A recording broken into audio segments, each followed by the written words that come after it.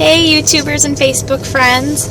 Last week when I wrote this, I had been reading the Gospels leading up to Easter, and I had a less than spiritual moment when I literally shook my head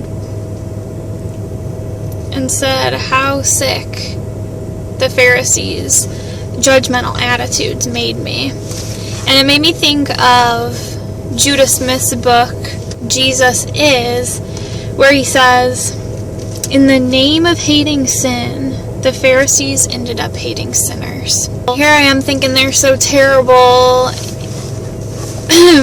but as usual, God quickly pointed out that they're not the only ones. And I'm not trying to point fingers or make anyone feel bad, especially because God rarely has me study something that I don't need to hear myself.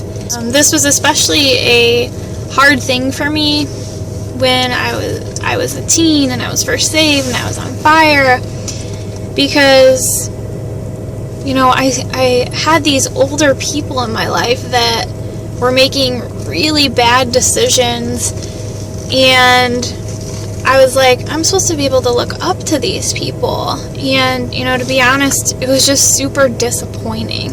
And, it was much more natural for me to kind of make a mental list in my head of all of the miserably horrible choices they were making than, to find the root of why they were making those choices and make steps of improvement, of how to help them.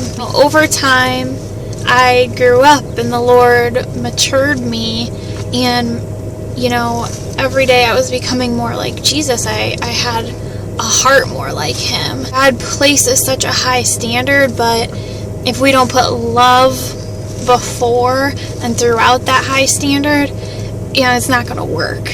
Felt like this was important to share because we are much better versions of ourselves when we're not living in our flesh, our carnality, our mindset, which can be a scary place at times, a place where it's easy to judge somebody and then not fairly evaluate yourself,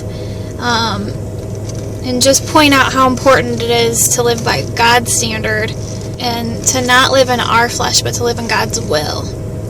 And if you take one main thing from this, and it's something I have to do every day, is to renew your mind every day and to examine yourself every day.